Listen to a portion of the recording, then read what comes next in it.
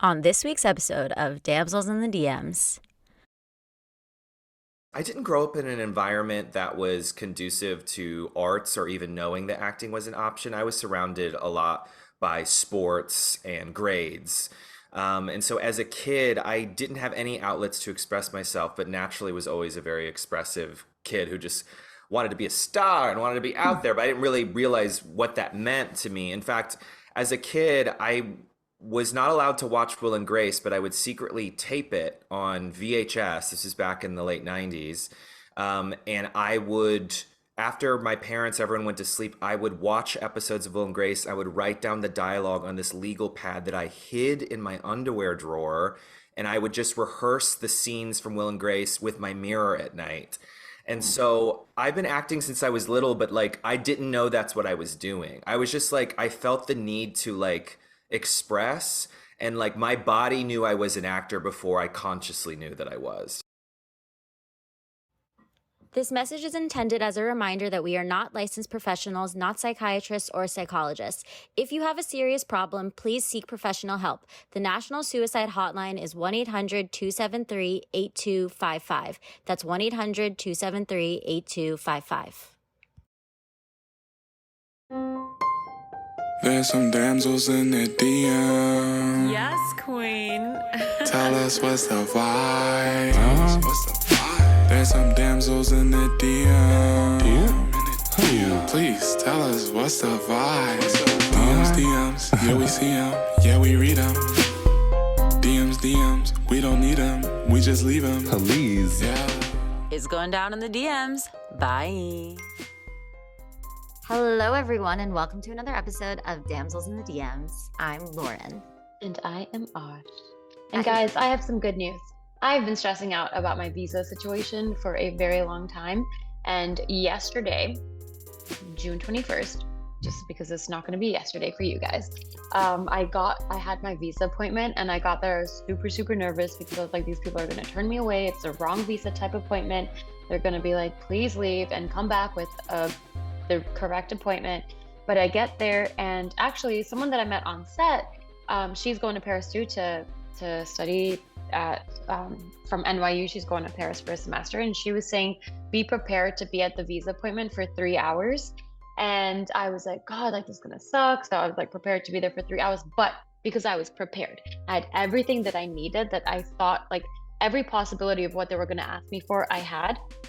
So when I went there, I was super prepared. And the thing that I printed off at your apartment beforehand, like the morning of, that was by chance. Like I didn't even know that I needed it, but I printed that by chance, and they asked for that twice. Wow. How did you know all of the things that I don't you know. may or may not need? I knew about all this stuff because I researched a lot. I watched YouTube videos. I asked ChatGPT. I went on their website. I just double checked everything. So I got everything and more than what they'd need. Like I got a letter of intent for why I was going to be there, and like statement of purpose, everything. And my appointment was 15 minutes long, and they took me in, they accepted me. They were like, yep, we got you. You can expect your passport back in 2 weeks. So Wow. instead of heading to Paris tomorrow, because Friday, June 23rd was supposed to be my leaving date, I'm actually leaving July 12th. So you're going to have me for 3 weeks longer. So did you decide like what your general plan is during that time period? My general plan between now and July 12th, I'm going to stay here. I'm going to be on the East Coast. I'm going to be coming back and forth from Jersey to the city. I'm coming to New York tomorrow night, just for a night or 2 nights, I think. And then I'm coming back June 30th to hang out with you and Cora, and then spend like July 4th over here. And I'll probably head back July 6th to Jersey. And then I know there's one more time that we're coming up to the city on like the 9th or something, but I'm just going to try to stay here and catch up on all the work that I need to catch up on before I head out. Yeah. Wait, so when do you start in September? September 7th. And is it every day? It's probably going to be Monday to Friday. My schedule is going to be different to most people depending on what classes I'm going to be taking. It really feels like college. Yeah, So but is it's it like like exciting all classes. day throughout the day? It's probably going to be like 3 hours a day for Damn. things, or maybe 6 hours. This girl that I talked to, who She's from America. She's at the school. She just finished her first year. She was like, I think she said her day on Thursday started at 9 a.m. and ended at 10 p.m. Like kind of like yours. Yeah. Because of the school. It was her choice to take some certain classes. So like it's because she wanted to take voice and body movement. It ended up being like a 7:30 to 10:30 p.m. class. So she did have like an hour, 2 hours break between each of those classes. Yikes. Yeah, Are you I gonna know. survive? I think so. I think so. I definitely I think I'm gonna try to plan it better than she did. Um, this is the only thing that she's got going. Like this is the only thing that she's doing. So she has that time during the day to like just focus on that. But this I have so many more projects to Yeah. work on. Like your vision and the podcast. Exactly. Exactly. So yeah. So I think my schedule is gonna be better. I think it's gonna be like 3 to 4 hours a day. Great. Mm-hmm. That sounds Yeah, better. I'm excited. A lot though every day. And now she's really going, people. Now I'm going. It's crazy. Lauren wants me to stay. I know I keep sending her things. I'm like, Yeah. bad air in Paris. Yeah. No, there was like this a shooting or something that happened at a no, not a An shooting. What was it? explosion. An explosion that happened at a US fashion school. And Lauren was watching the news and she sent me the picture of it. She was like, "You sure you still want to go?" I was like, doesn't seem safe. And then even just me being in New York, Lauren was like, "You're gonna see my friend's apartment, and you're gonna be like, oh, I want to live in New York." And then as soon as I saw the apartment, I was like, "I love this apartment so much. I want to live in New York." I know. I'm jealous. I want you to love my apartment. I love your apartment. Your apartment's so cute. I do love it, and Yeah. you furnished it so well. It is such a cute apartment, Wow, thank you so much. Are you just saying and that? it's big. Oh, No, I'm great. not just saying it to you, and it's big. Okay, so today's guest, it's really exciting. Today we have Matthew Scott Montgomery, who is a lot of people know him from. I'm a big Disney Channel girl, but I think I was too old when Sonny with a Chance came out. But a lot of him know him from Sonny with a Chance slash So Random, and he's also one of Demi Lovato's besties. But not only that, he's just a cool person to chat with. So Um, wonderful.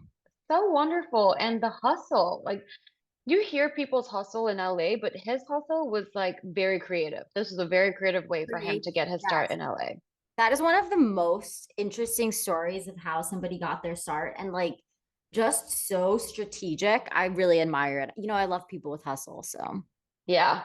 I was actually talking about Matthew's hustle on your set on Monday. I was telling one of the girls, one of the talent about his hustle, and I was like, that is just a story that's going to stick with me forever, and that's going to yes. give me like motivation to keep going and keep being in this industry because, and also fight for myself and whatever way I do it, like it will work, some way that I want to go network or put myself out there. Like, don't be shy to put yourself out there. And he really did put himself out there and got the career that he is in right now. And he's successful. He's a working actor, really, really fun person to talk to. And I really want to hang out with him. I want to be friends with him. 100%. He's got some spooky things coming out that we're going to talk about. And overall, really cool human being. No, but truly a beautiful conversation. And I think for me, it's really inspiring and rejuvenating to meet people like this in the industry because sometimes, like, when you're dealing with finances and budgets and the logistics of filmmaking, I definitely had a moment this weekend where I was like, why do I do this? Like, why am I in this career path? Why am I lifting this heavy equipment when I could be at Pilates? But then you talk to people like Matthew Scott Montgomery and you're like, yeah, this is why I create art. So, Yeah, it was a very inspiring conversation and by far one of my best conversations that I've had with anyone in the industry. 100%. Let's get into it. Let's do it. Hello, Matthew Scott Montgomery. How are you today? I'm so good. How about yourselves? We are good, dude. I'm waiting for the sun to come up in Los Angeles. It affects my mood so much. I Like- am so like it's okay. I looked at this Instagram reel and it said there were 24 consecutive days in May where it was gloomy. Not okay. And now we're in June 14th and it's It's 24 what May plus. May gray into June gloom, but a friend of mine yesterday was like June doom because like it won't stop. That's the thing about LA too. I'm a summer bitch. I'm summer through and Yeah. through. My personality is entirely summer. cold weather makes me angry the way hot weather makes other people angry. And like, I have to remind myself every year that in LA, it doesn't get summer hot until September. Like, 4th of July is not it. Like, June's not super hot. Like, beach time doesn't really happen until way later. You're so Yeah, right. completely agree. God, Right? God, LA. Come Okay, so on. come on. That's why we moved out here. See, well, this is why I'm leaving. Yeah, But get no, out of here. get Yeah. out. I am getting out of here. Um, okay, so can you please start us off with a little bit about yourself, your journey into the industry, and what initially sparked your interest to be an actor? Yeah, so my name is Matthew Scott Montgomery. I'm an actor. I've been acting for over 10 years here in LA. Most people know me from Disney Channel stuff that I've done. About like I was a big deal like 10 years ago. So like I did but I guess like there's been like a resurgence in TikTok, I guess, because kids that have watched me growing up have kind of are now using TikTok, so that's been really fun. And locally here, I'm in LA, I do a lot of theater, and I didn't grow up in an environment that was conducive to arts or even knowing that acting was an option. I was surrounded a lot by sports and grades.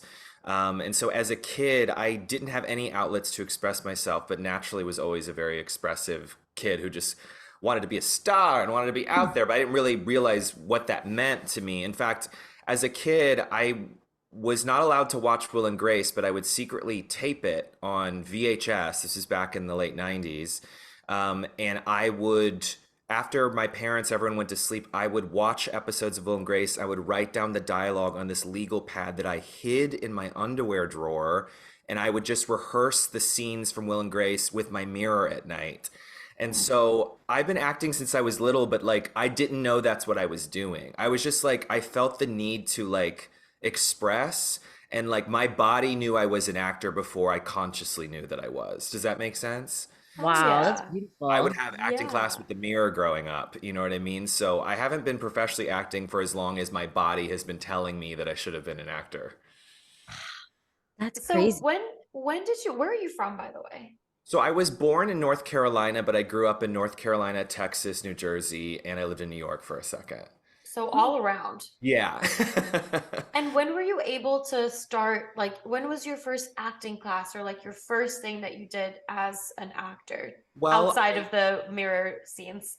yeah, besides after mirror class ended, I went to NYU for about 6 weeks and dropped out. There were three teachers that I had there who were the first people to ever really tell me that I was a good actor. I could do acting if I wanted to. There was like a film and TV program at NYU, and the head of the department was kind of like, "What do you want to do? Like, do you want to be an actor?" And I was like, "I think so." And she was like, "If you move to LA right now, I think you could make it." So I dropped out of school and I moved to LA, and then I was on Disney Channel like a year and a half later. Wow. Yeah. That's crazy. I So Yes. hope how did you go about like getting an agent and everything? Like when you first got to Well, LA? isn't that always the question, honey? I've been through like I think 11 agents at this point. All the opportunities I've really gotten for myself that have been big things I've figured out on my own some kind of way. It's really great and nice to have a team. Like my manager I've been with a long time is great. But the joke, or not the joke, I guess like the gag in LA kind of is your agent manager make 10% because they do 10% of the work. You know what I True. mean? So it's like we're doing kind of like, 90 or 80% of the work or whatever it is. I love my team, they're fantastic. But kind of how I got started with everything was theater here in LA. So there's a website called Actors Access that I still submit to all day, every day. So I still do it. Like as of yesterday. And I submitted myself for a play that ended up kind of being my big break. There was a show that ran in 2010 called Yellow that this playwright named Del Shores wrote, and it was a really great showcase for me because it was a dramatic piece, but it had a sense of humor about it. And I was kind of the comedic relief. I was playing this kid who was physically and emotionally abused for being gay by his family, and he runs away and gets adopted by the family next door, and it becomes kind of a domestic story about that. That ran for a year here in LA, and that's one of the things that snowballed into me getting attention. Like agents and managers saw that and kind of reached out to me after that. But also, I did this thing early on in my career where when I moved out here, I kind of like, I've never had like a wild LA experience. Like the second I moved out here, I kind of was like, I have so much to prove, and I feel like I have so much time to make up for. I had like basically 18 years of my life where I wasn't doing the thing that I wish I had been doing and didn't know that I could do it. So when I got out to LA, I was like, girl, I'm busting these buns. I'm like pounding these pavements. Like, I got to show you what I can do. And there was this place here that no longer exists called Act Now. That was a place that did casting director workshops, which sort of happens still, but then were kind of found to be illegal because you have to like pay to audition essentially for a casting. Yeah. Maybe you guys know about those. No. At the time, well, this was 2010. So at the time, I knew these places had these classes, but I couldn't afford it. So I paid for like the first couple classes and was just myself and was just like really bubbly personality. And I was like, hey, I can't afford these classes, but there was a parking garage that was very confusing. And I was like, can I work the parking garage and in exchange for classes? So if I'm there every night of the week from 7 to 10 directing people where to park, can I use that as hours towards class?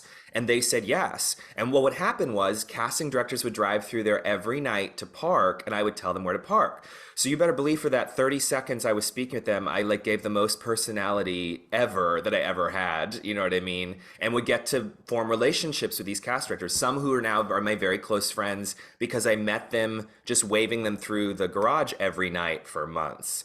And this play Yellow that I had booked, I printed off little flyers and I put them next to me in the parking garage. And when cast directors would drive through, they would be like, what's this thing? I'm like, oh, whatever. It's this dumb play that I'm in. I have free tickets, I guess, if you want. But the truth is I paid for their tickets to like have them come see it. And it was a very big deal, but it worked. So like there was this one Disney casting director, Howie Meltzer, who I love, just like the greatest guy in the world. He's brought me in, I think, like 25 times to audition for things throughout the years. Hi, Howie, I love you. And he cast me in the pilot for Shake It Up with Zendaya and Bella Thorne back in 2010. But that would not have happened if I hadn't been in the garage showing my personality, advertising a play that he came to see, that he knew that I could do it to bring me in for that audition. So agent manager didn't really, they guided that, but all of that started because I was just trying to find creative, quick ways to be seen and be known.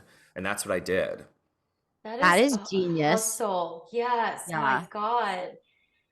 That And is like people the have best story. people have such a different perception of going to LA.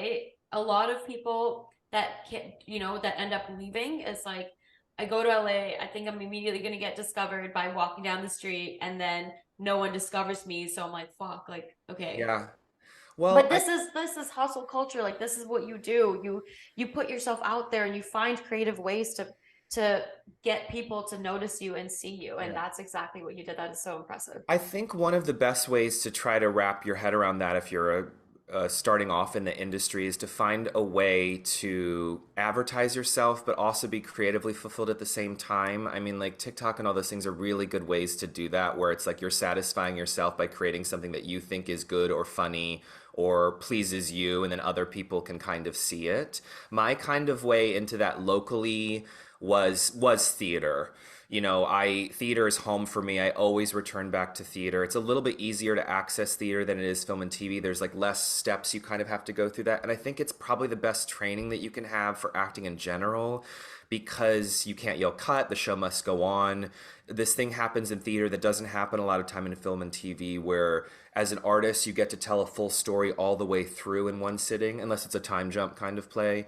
Film and TV is all about trying to perfect a moment, like create the most perfect moment, and then an editor pieces together those moments for this thing that lives forever. And theater is about like trying to create a full arc that only exists that night. So as a storyteller, it's really satisfying to do, and it's great training for you as an actor to be in it and stay in it. And you can use that stuff when you're trying to perfect those moments in film and TV, even though it's kind of a different animal. I can't speak highly enough about theater, what it does for the artist and actor's soul, and also what class and training it kind of is. And it's a great showcase to invite people to come to, especially if you're doing work you're really proud of.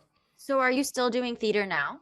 I am still doing theater now. In fact, I have an audition for a play tomorrow where I have to play 19, so I'll be shaving this face. And Amazing. yeah, I'm doing a, I'm not sure when this will, but I'm doing a one act festival in July. I'll be back on stage in July here in LA. But I always try, I mean, like, I just closed a musical less than a month ago. So I always try to be somewhere performing just for my sanity, frankly, because like Yeah. this kid who is stuck in his bedroom expressing himself with his mirror, I'm just desperate to express. You know, a lot of my childhood was in the South, and the culture of the South is to shove everything down. And I could get into a different podcast discussion about sexuality and being who you are. Because I know who I am and I can access those things within myself, I want to be as many different people as I can possibly be while I'm alive and while I'm on earth. And acting is the way to do that. And theater can just be so much more accessible. I know we're going through a writer strike, and I believe we're about to go through an actor strike. 100% the right thing to do, absolutely needs to happen. In the meantime, theater is a safe place for actors and artists to explore and still stay in tune with their artist battery and keep that full while we wait for things to come in order with film and television. Do you Hell think yeah. you could talk about that a little bit? Sorry, Ash, just because Yeah, like hell I yeah. think members of SAG are confused right now. Like, can they still work on indie projects? Like, what is it going to look like when SAG goes on strike? Is everything shut down? I'm also a member of SAG, so I think that it benefits everybody to hear it from you. You know, it's hard to say what exactly will happen. I do think the actor strike is imminent. I did see a tweet that was said, like, you think a bunch of writers with a megaphone are annoying? Wait till you get a bunch of actors with a Oh megaphone. God, I was yeah. like, girl, that's right. I've been striking here or picketing here a lot in LA, and the solidarity is really great amongst the actors because you know, right now they have till June 30th to come up with a contract that pleases the SAG after members. Is that possible? I suppose. Do I think it'll happen? I don't know. And so, if that essentially basically after the 4th of July, we would strike. And the idea would be that we would hold off on auditioning or any kind of union SAG after work in solidarity to hold tight to get the stuff that we deserve. You know, the last strikes that occurred were before I moved here, but you know, it was kind of like dealing with streaming. What do we do about the streaming stuff coming up, which is a part of our lives now, right? Mm. For example, the Disney Channel shows that I'm on Disney Plus, I don't get any money from that because I'd signed a contract a long time ago that said you can use my image digitally as much as you want. Because at the time when we were shooting it, that just meant like YouTube ads or maybe like something online a little bit. Disney Plus didn't exist.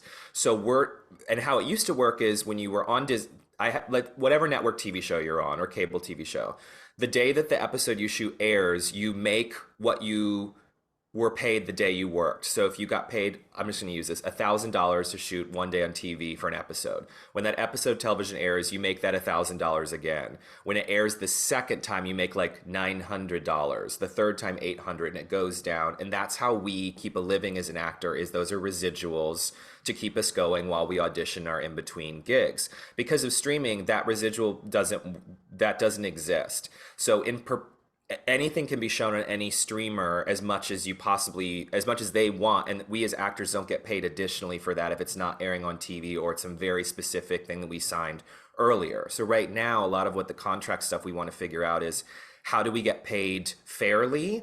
How are we able to live as actors? AI is moving extremely fast. How do we work with AI?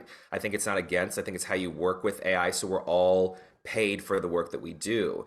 I think during the pandemic, especially, we saw that artists are essential workers because what did we do for months? We just sat and watched television and watched film. You know what I mean? That's what we do. And you know, like I can't speak for everyone, but me as an actor, I try to see a movie or a play every single weekend at least. You know what I mean? Like I live to be entertained, girl. So it's like entertainers are essential workers and you know, we should be paid appropriately for the work that we do. As far as what it's going to look like post actor strike, whether we audition or not, I think it's hard to say right now. I've had in a couple auditions for things in the last couple weeks that they're trying to shove and shoot really, really quickly before that begins. I think that's basically done. The I have auditions coming up, but they're all theater ones, and I think the film and TV ones are going to peter out. I'm mentally prepared for Strike Boy Summer, where it's like, the film and TV stuff is going to be paused. I will create my own content, which I have been doing, on social media and things like that, and focus on theater and ways that I can keep my artist battery filled up in anticipation for when the time is right for us to start auditioning again, which I think may be a while. Yeah, Yeah. it's gonna be like at least like a months, like I don't know, five, Yeah, I six had dinner with months. a friend of mine who's last night with a wife who is a really successful producer who's reeling from all this, and what she was telling me was it's looking like November, December, January. I'm just thinking about the projects that I had already agreed to shoot in late July, who are like my friends' projects that were Yeah. hiring me for SAG. And I'm like, oh God, do I want to try to get them to shoot at the end of June now? Well, as long as you're not behind the scenes with that, I guess that's kind of not your decision to make Yeah. at this point. And things can change in the entertainment industry in general, things obviously change very quickly. Whether you're on, you could audition for something on Friday and you're shooting in Canada on Monday morning and you have a fitting on Canada in 24 hours. You know what I mean? Like that stuff can happen. And so similarly, with the rate that AI is moving so quickly, the strike for the WGA strike, I think, we're over a month in at this point. So this part is not moving as fast as we want, but it's unpredictable. It's the industry that we've chosen to be in or chose us is very, very unpredictable. And flexibility has always been and will continue to be the name of the game. How do you think AI is gonna change our industry? Justine Bateman had a really intuitive tweet about AI, and if I could pull it up, I would. But talking about just some of I don't want to say dangers necessarily, but some of the warnings of what AI could look like, whether it's like, let's say, Ash, you're like, I want to be in a movie. I want to watch a movie with me and Scarlett Johansson tonight. And you can like type in, I want to be in a horror movie, and your face can be put in it and your voice can be put in, and you can watch it that night, right? Yeah. So I don't think that's too off from the realm of possibility. So the question there is, as actors, do we say, hey, pay me $5 million and you can use my face for whatever for the rest of my life and that's my career? Or how do you regulate all of that stuff? Also, I mean, like, there could be an extra season of Glee because they already have everyone's faces and voices and things like that they could either use body doubles or all be AI to create that stuff. And for the powers that be, that sounds very lucrative and cheap. You know what I mean? So will it be good? No. Will it get better? Yeah, because AI is self-learning, so it's constantly evolving and get better. There's even a filter that a friend of mine uses that when she's doing like teleprompter work, it moves your eyes up to the camera so you can directly read the lines. You don't have to memorize it because AI is moving your eyes up to that. Now, That is from a so theater person scary. who has to memorize quite a bit of lines and is very good at it, that makes me kind of upset because I'm like, I've done all this work to memorize lines, but that's going to be easier and you can film more stuff in a shorter amount of time because you don't have to memorize and on the spot kind of thing. So we're going to have to figure out a way to embrace it and work along with it in a way that is smart and lets all of us entertainers continue to have a living. But I also think it's like past the point of fighting it. I think it's like we have to find a way to work with it and be smarter about regulations with that. God, that's so terrifying. Is that You've wild? also been writing your own work, correct? Yeah, that's right. So yeah, how is that changing for you now? Like, do you think you're going to be picking it up more? And how does your work differ between when you're taking on projects that you didn't write versus your own work? Well, I kind of started writing out of necessity a little bit, where, as I talked before, like desperate to express, right? And so I was like, I want to be in a play. I didn't get cast in one. I'll just write one for myself. I did this for about 10 years. I've been doing this almost 10 years, yeah. This Halloween play in town called Spook Night, where I just cast a bunch of my friends and write us scary scenes that we put up on stage, and it sells out every year. That kind of started because a lot of my castmates on Disney Channel had never done theater before and didn't understand how it worked. And I wanted to involve them and or just show them this is what a play is like. This is like kind of how it is. And so I was theater. It's also easier because you do have to have money to do anything, obviously, but it's a lot cheaper to put up a play than it is to make a movie or shoot your own television show, of course. So I have been writing a lot of plays to put myself in, frankly, because I was like, I haven't played that kind of part. I want to do that. I don't have enough money to make a movie. Let's just do a play and invite people and have the poster look cool, and I can work with my friends. And my castmate from Sunny with a Chance slash So Random, her name was Allison Ashley Arms. She's been married. Her name is Allison Snyder. She played Zora on Sunny. Oh yeah, yeah. Yeah. I know exactly who that is. Yeah, so she's one of my creative partners, and she has she's transitioning from acting to directing. And she was like, the second you write anything for film or TV, I will direct it and make it happen. And I was like, okay. And during the pandemic, she reached out to me and was like, any ideas? And there's a movie that I wrote and starred in that Allison directed called Howdy Neighbor that stars me and Debbie Ryan and Allison Stoner and Kevin Chamberlain and a couple of people from So Random and a lot of my best friends and people I look up to. We shot it last year and it's coming out later this year. So Allison's very like scrappy and gets things done and makes things done and very young and hungry and trying to figure out. She's very energized by that. I'm no brain, I'm all heart. So I'm just like all creative, all like, what are these characters? What are they going through? And Allison's like, this is how we literally make this happen. So like, I thought we would be a good team working together because she could logistically figure it out while I'm like, staring in the mirror with my friends trying to connect.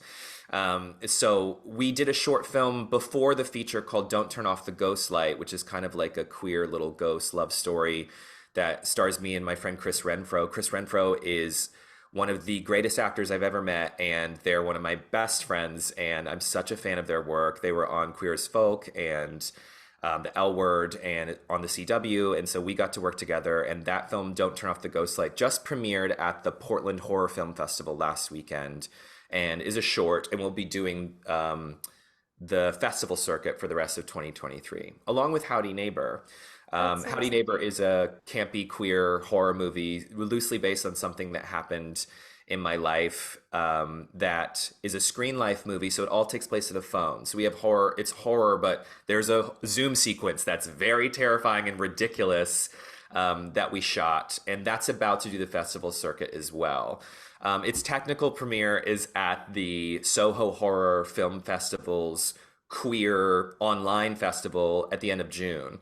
If you're in the UK, you'll be able to watch it. If you're not, you won't be able to watch it. However, I actually might be there. Okay, Ash, let me know what you think. You'll be watching it. I won't get to see it.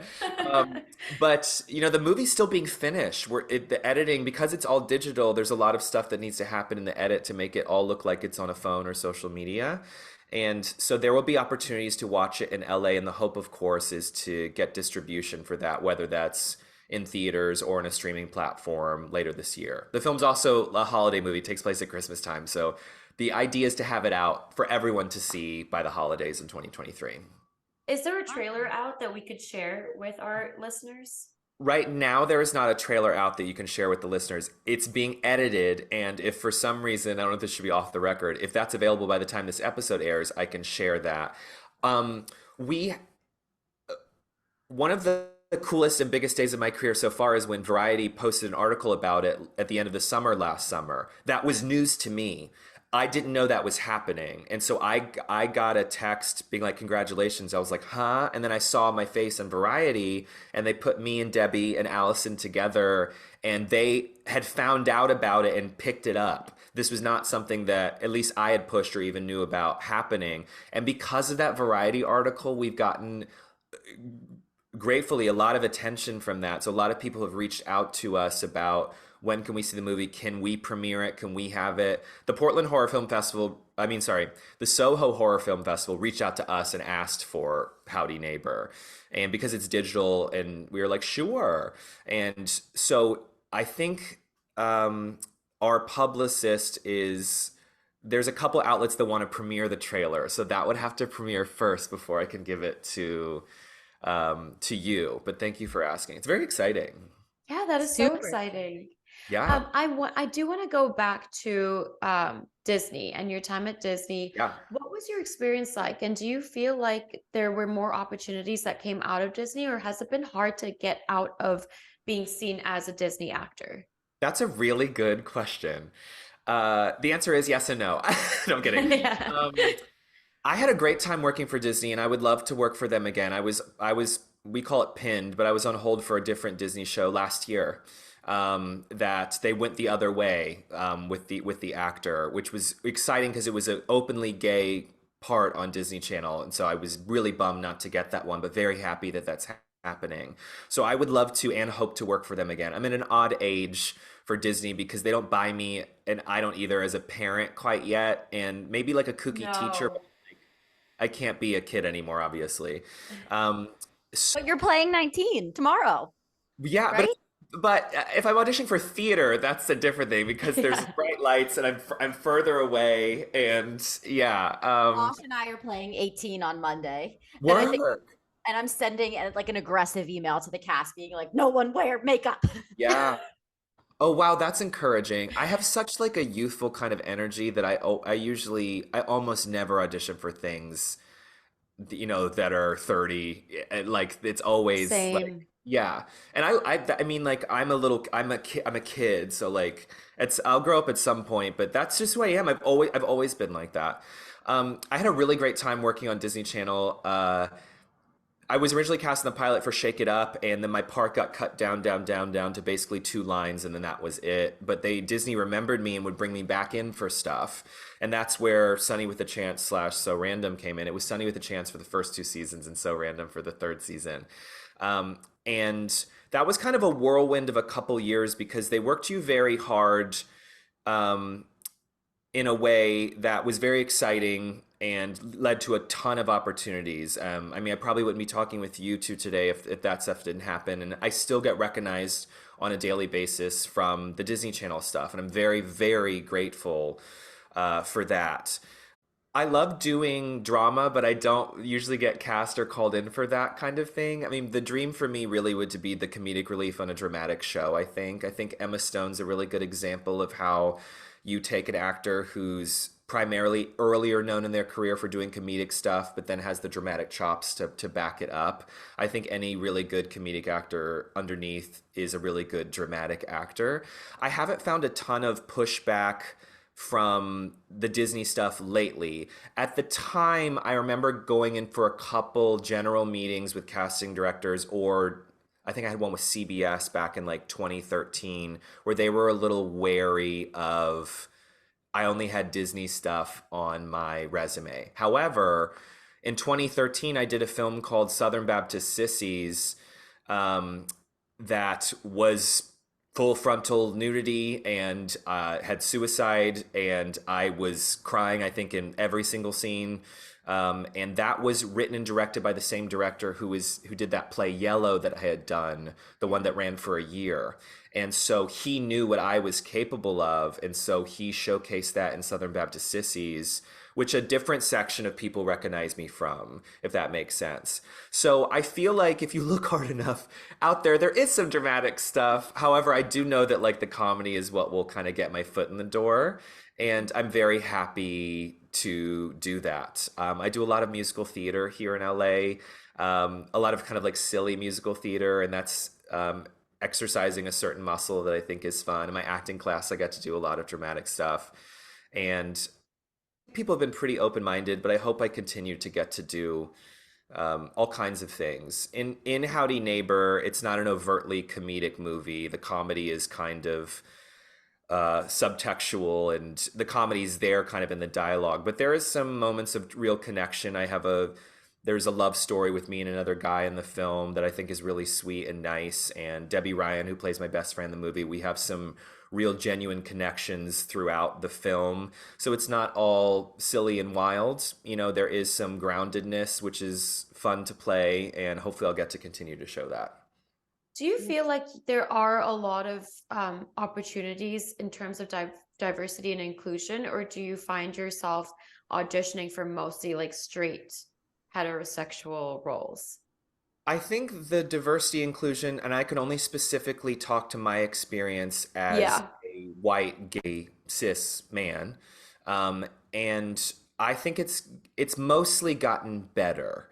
I remember having an audition for a pilot in 2016, and the breakdown was gay but not a victim. And I had a really hard time with wrapping my head around that because there's the presupposition that a gay person exists as a victim.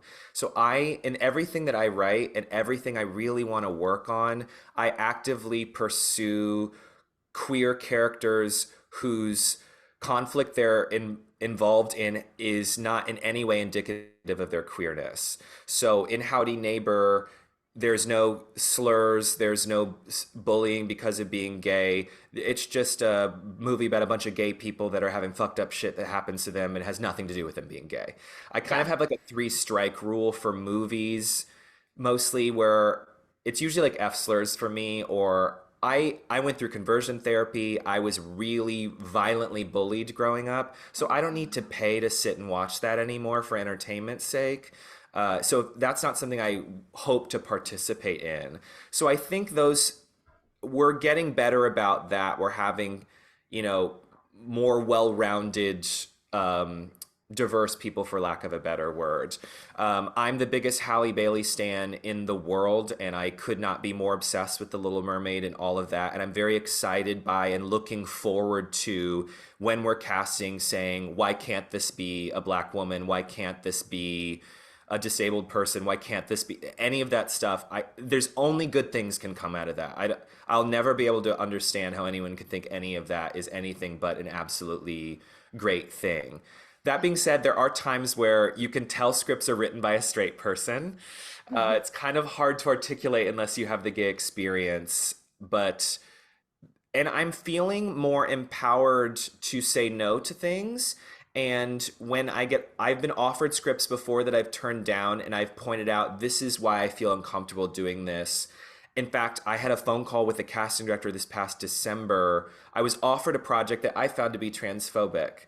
And I wrote a very long email to the director very kindly because I would love to work with him again or work with him.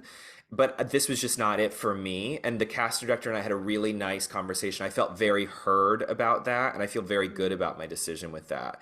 So as we continue to have pieces of entertainment, whether it be film or TV, that feel that give you like the ick as a any kind of marginalized person, I'm feeling, and hopefully other people are feeling as well, more empowered to point out this is not okay, this is why this is not okay, and I don't want to participate in that kind of thing. It's tough as an actor because you never want to turn down work. It's so hard to get work. So, but all those decisions that I've made, I've at least slept on it or gone for a long ass walk to think about it. And I haven't regretted saying no to anything for those reasons.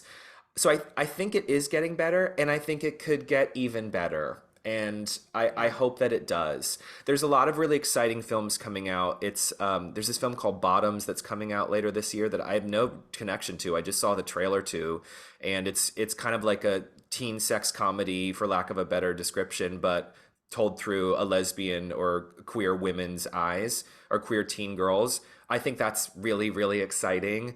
The Fire Island movie that came out last year, I'm such a huge fan of Joel Kim Booster and just Matt and Bowen in general, who are friends of mine. I absolutely adore them. With Don't Turn Off the Ghost Light, my short film, and Howdy Neighbor, that feature film, I want any person to feel safe watching the movie and to not have any of the ugliness of the outside world infiltrate any of that stuff.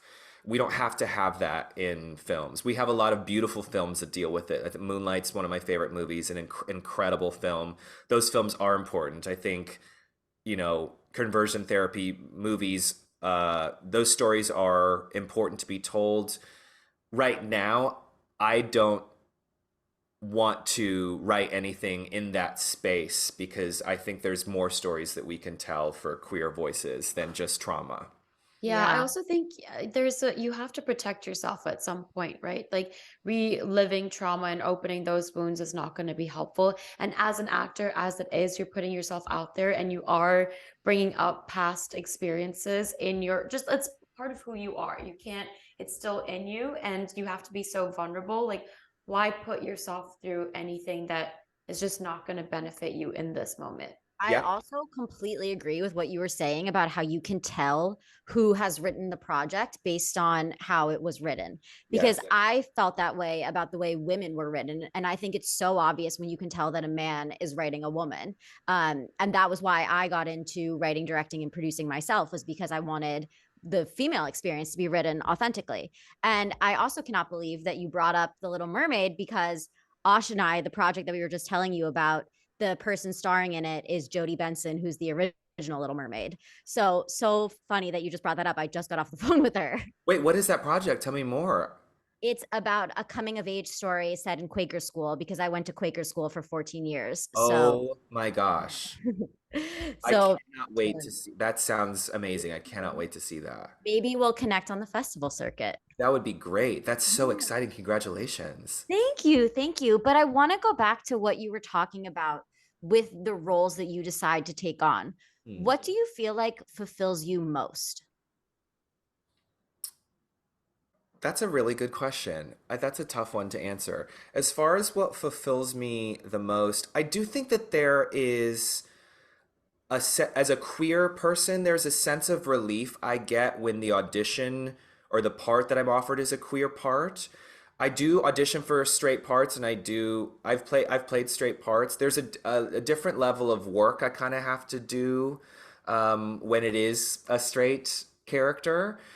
So if first and foremost, I'm really excited by and energized playing queer characters in general. Or um, I'm the lead in Howdy Neighbor, and I suppose I'm like the leading man in it. But there's something about being a support system in a play or film or TV show. I get really energized by ensembles, and I also love to be the freshman in the room. Like I'm always looking for. I want to be the least experienced person everywhere I go. Specifically acting, I like. I'm really looking forward to working with more, established actors and people that I can learn things from. So looking ahead, and I don't know if this is directly answering your question, but the idea of playing a queer character in an ensemble with veteran actors sounds very energizing to me, to work together to create something that hits all the beats comedically or dramatically, whatever it is. I love multicam stuff. I think multicams are kind of few and far between now, but or for if anyone's listening, it's also a sitcom, but we call it multicam.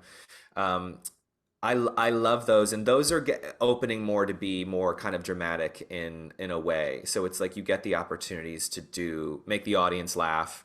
Also, like a multicam is kind of like the bridge between theater and television, because you have the live audience there, but you're still like hitting your marks and you're on camera and you get to do multiple takes. So there's something that's very attractive and energizing to me about a queer ensemble for a multicam. In fact, I don't know if I should say this, but I'm going to say it. I wrote a pilot called Open Marriage, that is kind of like a Will and Grace reboot. So my best friend in the world, the greatest person of all time, is Demi Lovato. I met Demi through Disney Channel. We met working on Sonny with a Chance together, and we've been best friends for like 12 years. And Demi and I shot a reality show, a documentary series for Peacock a couple years ago called Unidentified, where it was basically Demi and myself and Demi's sister Dallas driving in an RV across Arizona to find proof of extraterrestrials. There we go. And while we were on the RV, one day we were driving to the next location. I just had this idea of, what would it be like if Demi and I turned 30 and we both wanted to be married and we weren't married yet, and there were these gay best friends who just decided to get married to each other. And then I was like, what world can exist around that, where it's like it's in West Hollywood, there's a female queer character who works at a lesbian bar. My character works in West Hollywood, where the supporting cast is drag queens and love interests. And how would a lesbian and a gay man deal in a marriage together, and what conflicts and fun could come from that. So like these kind of worlds I'm talking about are the work that would really get me going and get me very excited. That sounds amazing. Can you make I that wanna- like tomorrow? Yeah. Yeah, I want we to did. watch that immediately. Yeah, we Yeah. did.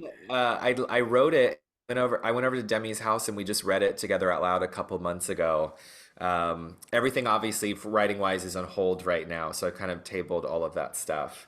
But I got a pilot in my back pocket ready to go for a multicam. It's very LA of me to have, a pilot, a feature ready to go at any I point. love it. I love it. Yeah.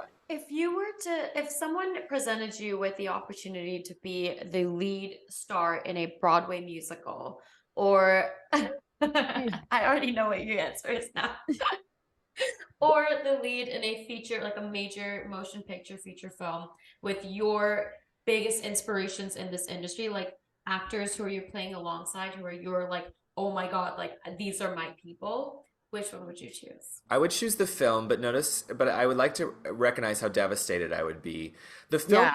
the film I would choose because, like I was saying before, a film lives forever, right? So it's like you work really hard to create this thing that, I mean, I'm that person who watches movies over and over again. I cannot handle silence. Like I just turn on Devil Wears Prada when I get home and just like have these movies on all the time. And so the idea of being part of like a comfort film for somebody, or frankly even myself, would be that's something I haven't gotten to do, which would be that's very attractive to me. So I would definitely I would choose that one, but I would feel remiss. I mean, I don't know if I should say this either. A friend of mine who we have been in development for a Broadway musical for about 4 years now. And in fact, I'm supposed to lay down my demo vocals. I'm looking at my calendar next Tuesday. And so that's very slowly in development. And that is something that has been I can sing just fine. Like I'm a fine singer. Like I thought I was a pop star when I was like 16 in high school and was like giving my CD to people in the hallways. But like, and I do a lot of musical theater, so I can sing. I'm not Adele Dazeem or anything like that. So like, I don't have like the greatest voice of all time. So that's part of this like musical that we're in development for is like playing to my strengths and how that would work. It's not just for me too.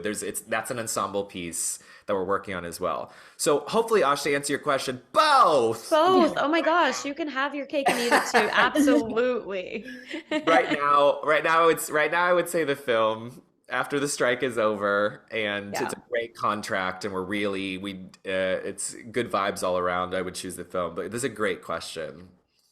So, with everything that you're taking on and the many different hats that you wear in your career, do you have like a morning routine or healthy habits that you swear by to help you be the best you? So I do something every full moon I'm also a moon person. I'm not an astrology.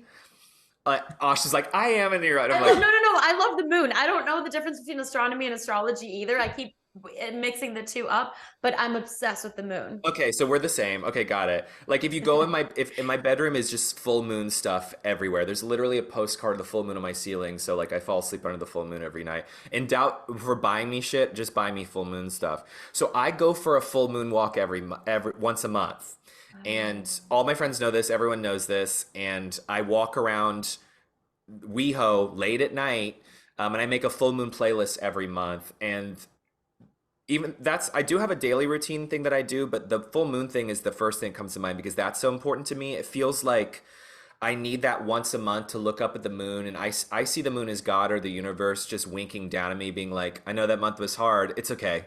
Let's just walk for a bit and let's recharge for the next month. And I like imagine like from feet to head, like full moonlight filling me up. If it's cloudy, no, and that sucks. I still will go for a walk, or I've done this in Africa. I've done this in Mexico. If I'm traveling, I always make sure I go for a full moon walk. And Damsel's exclusive. I also do this thing. A couple of my friends know, but like nothing matters anymore. So I'm just gonna tell you. After the full moon walk is over, I go behind my building and take off all my clothes and I jump naked up in the air. So for a second, the only thing that's touching my body is full moonlight. Oh my God, that is an exclusive. Yeah, and then I like very quickly like take off clothes and I jump in the air like naked first. So my feet are off the ground and like so just full moon covers my nude body. Wow. My neighbors have probably seen it all at this point. And Wait, but what if you have like a 5 a.m. call time or something? Are you still going on the walk? I'm still going on the walk. I am. However, I cheat sometimes because a full moon is one night, but it's kind of three nights. There's like a 99% full, a 100% full, and a 99% full. If there's clouds or things get in the way, I'll do one of those 3 nights. But I don't think I've ever.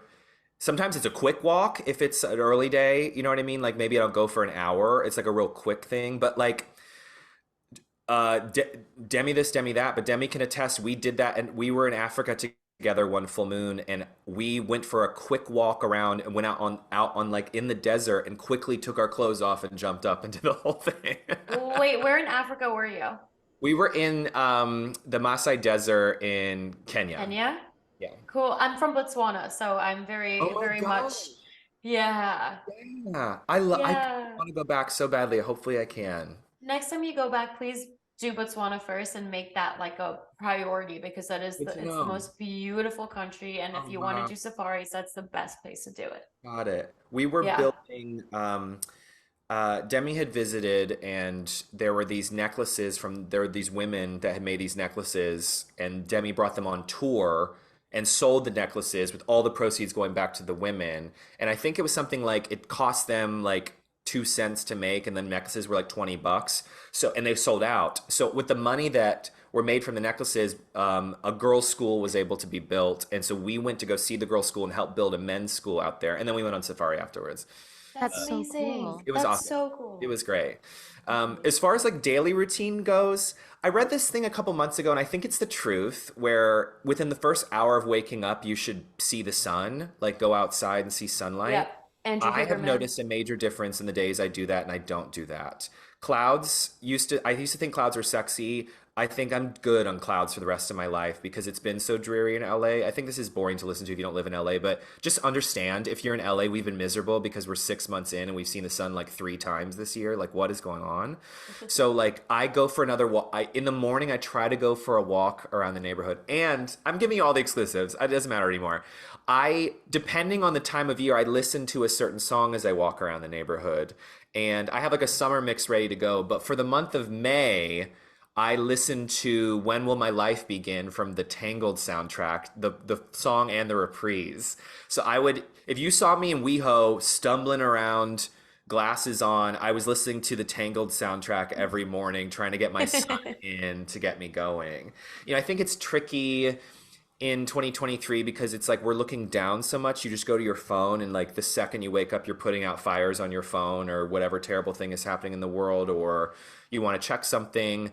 It's pretty unrealistic to like not check your phone when you wake up. I do think we'd be happier if we like went for a walk in the sun before we looked at our phones. So usually what I try to do is force this ass to get out and just walk a circle, hopefully in sunlight, listening to something that wakes me up a little bit. And I find that puts me in a better mood and sets my perspective for the day a lot better instead of immediately going to the phone, staying inside, and then I'm having an inside phone morning. You know what I mean? Absolutely. I think the sun and looking up sounds really simple, and I found it effective for me. Also, it's if you're thinking of the same person who said that, it's Andrew Huberman, and he says don't wear sunglasses when you're doing that. Get direct contact with the sun. Interesting. Okay, okay. But for no more than 10 minutes. Obviously, it's not good for your eyes to be staring at the Right. sun, but don't really like stare up at the sun, but be out in the sun and get your eyes like having that direct contact. Yeah. I also love the beach. I mean, the beach is like, if I could, hopefully I'll live by the beach one day, where that is the most centering thing in the world for me, because everything seems so far away when you're at the beach. And just like I love the ocean. I'm a mermaid, like the grandeur of like seeing the water and just like being there. I feel like I can breathe. I live in West Hollywood, so the beach is like 25 minutes away, not too far. I have friends who are like, the mountains is that for them, you know what I mean, or whatever. For me, beach, beach, beach. But if I can't, at least a sunny walk around WeHo while listening to Disney music. I think that's the most favorite morning routine that I've heard. I'm obsessed with people's morning routines, and yours is probably my favorite. Damsel's exclusive. Oh, thanks. I have like I'm seeing Beyonce in concert on September 2nd, and I'm trying to get all the words to Heated memorized by the time I'm there.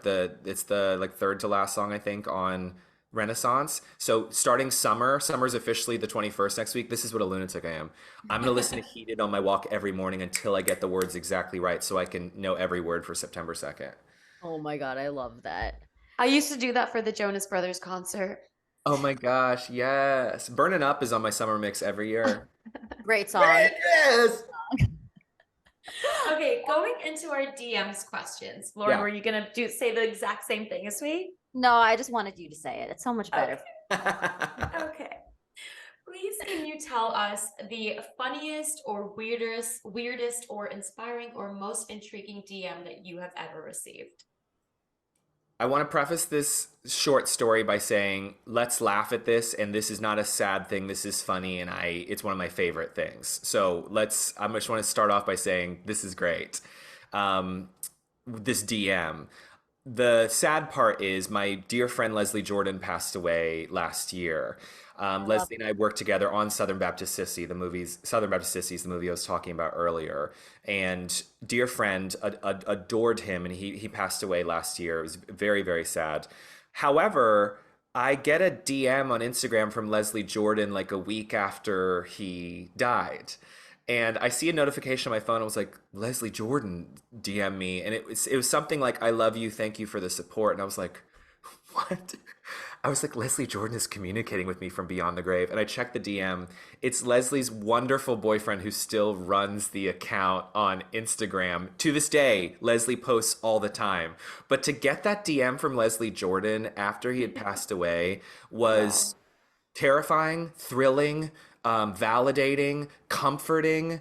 In fact, I still communicate with Leslie's boyfriend through Leslie's Instagram and tag him all the time. And I have like this, he and I text, but we mostly communicate on DM on Instagram. And it might sound weird or sad, but it's weirdly comforting every time I get a DM from beyond the grave from Leslie Jordan because it makes me smile.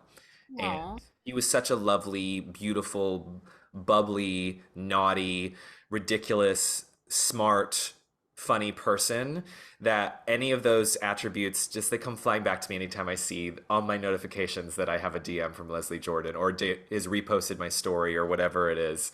Yeah, that would have to be when I was wondering, I was like, what's my favorite DM or the wildest DM I've gotten? The one from Beyond the Grave from Leslie Jordan is number one. Beyond the Grave, I love that. He actually lived very close to me when I was living in West Hollywood during the pandemic. Yes. But I would see him before the pandemic too. I would see him in Erewhon all the time, and I love him. I was about I to say Erewhon. I didn't want to be one of those annoying fangirls to be like, hey, oh my God, I love you. Oh, yeah. I wish I did. Yeah, you should have. Yeah. Well, I think this is a great time to ask you what the DM of the week would like to know. Ooh. Their question is there a dream collaboration or a specific type of character you'd love to portray? I would love to be in Scream 7. I am putting that out there. Is that the one that's being filmed in July? I think it's October, or maybe Heather Matarazzo is in it. She's in it. Yes. Well, maybe it's too late for me to be in Scream 7. It'll be July, but maybe it's not and moved. I could be wrong. The casting director is a good friend of mine, and he brought the idea up. And I'm a huge, huge Scream fan. Demi was involved with Scream 6 because her song at the end of the movie, Still Alive, plays at the end of the film. So Demi and I actually got a sneak peek screening with Matt and Tyler, the directors of Scream 6, back in October. And so I was like, I have an in. Get me in a Scream movie. Like I love horror so much. So collabing with Heather would be a dream. My other thought was Jamie Lee Curtis because she's Mother, and I think if any of us can have as much fun in our careers as half the fun that Jamie Lee Curtis has in her career, whatever it is, then we're living a pretty good life because like the choices she makes and the amount of fun she has with everything she does. Academy Award winner Jamie Lee Curtis, like just to be in her. I've met her before.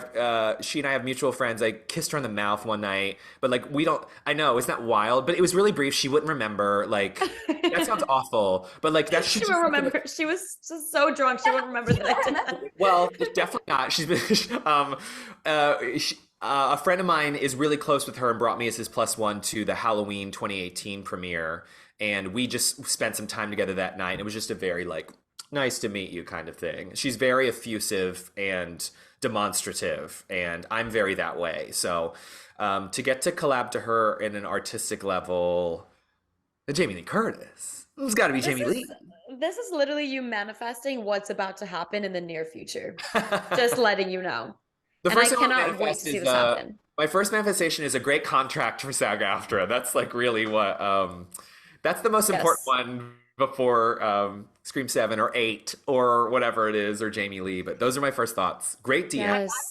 I'm so glad you explained the SAG contract because I was like, I can act on my friend's project. That doesn't qualify. And no, I can't. Thank you for that.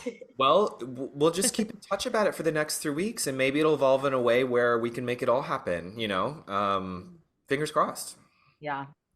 You were beyond a true delight. Thank you so much for being here. And seriously, you have uplifted my spirits. You've made my day. I had a rough day going into this, and you have made me Aw. like this industry again. So thank you for being here, and thank you for sharing your story. Can you please tell our listeners where they can find you and stay up to date on your work?